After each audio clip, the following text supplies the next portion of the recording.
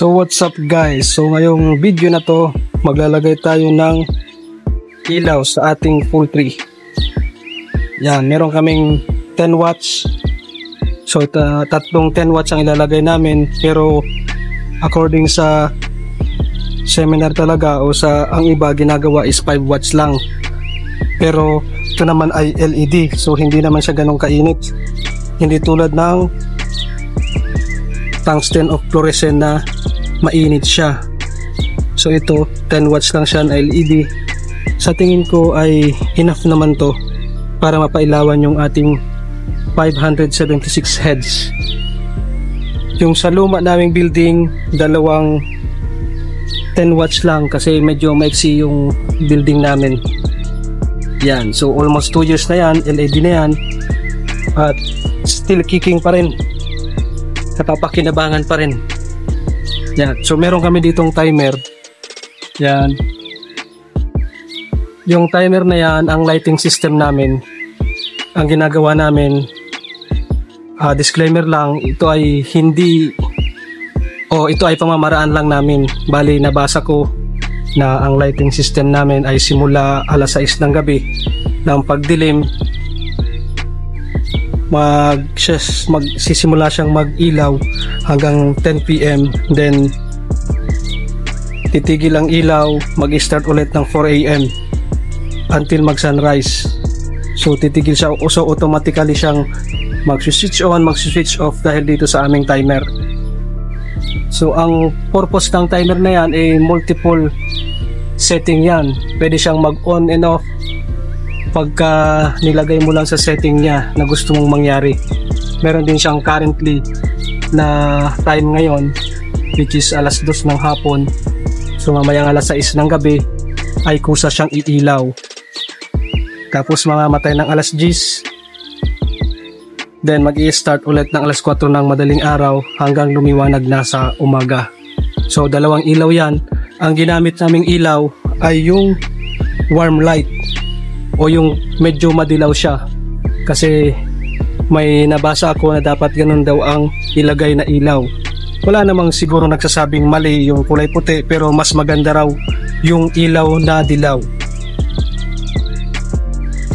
So yan, so dito, mula dito maglalagay na lang kami ng adapter papunta dito or octopus para papunta siya dun sa panibagong building namin. Kasi sa ngayon wala pang ilaw ang aming pangalawang building kasi hindi pa namin nilalagyan ng ilaw kasi medyo bata pa naman yung mga RTL namin, hindi pa dapat pailawan.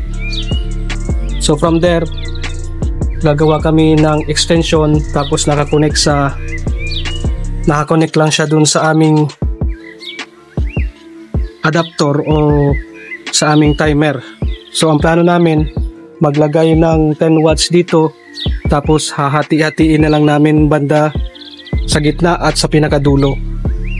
So yan, yung ginamit namin ng mga equipment ay standard naman kasi yung wire na to ay medyo malaki, kaya siguro kaya niya naman yung hanggang 30 watts na load.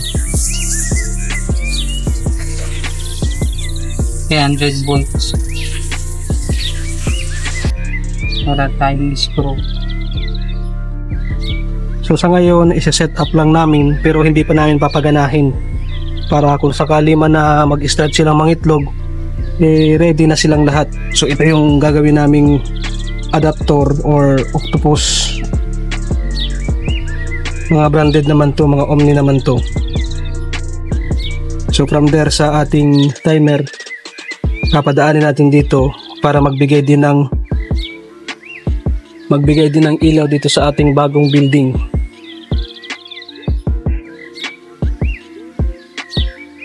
Tatlong 10 watts ang ilalagay namin.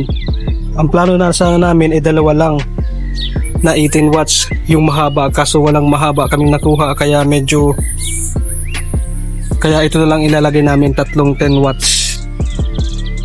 So yan ang mga RTL natin.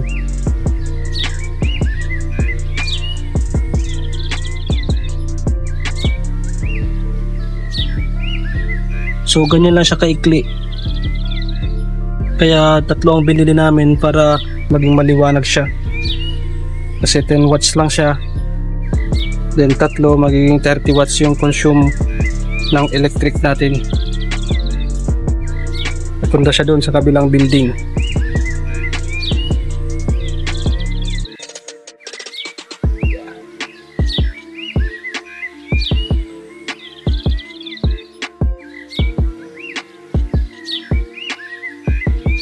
Di naman siya naka-expose sa araw o sa ulan, kaya okay lang na hindi pang outdoor yung ating wire. Ito yung sunod na project natin, ang ating kennel. Medyo napabayaan na dahil inabot ng bagyo at nagganda sira-sira na. Wala pang halos isang taon pa lang to simula nung ginawa tong kennel na to. May 6 siyang pinto, bali isang American Bully na lang natitira sa amin. 6 sana siyang pinto, kaso yun nga, hindi na asikaso mula nung nagbagyo. So ngayon, ang sunod na project natin ay ito. Aayusin ulit natin to. Ipakita ko sa inyo dito sa video yung before and after nito, kasi talagang full effort kami nung ginawa namin to at talagang pinagkagastusan din, kaya sayang naman kung matitingga, kaya ipagpapatuloy namin to. At yan na po ang ating progress, yan na po ang kinalabasan ng ating 10 watts na ilaw. So as of now 4 PM, kaya medyo hindi pa siya halata. Mamayang gabi titignan natin, o sa tingin ko enough naman yung ilaw na yan. Mamayang gabi siguro maliwanag naman na to. So yeah, LED light.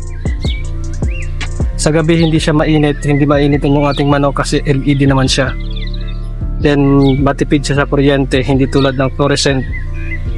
Ang kailangan lang natin ay mailawan sila sa gabi, pero hindi pa natin yan papaganahin dahil bata pa yung ating mga manok. Pag magsimula silang mangitlog, saka tayo magsisimula ng pailaw.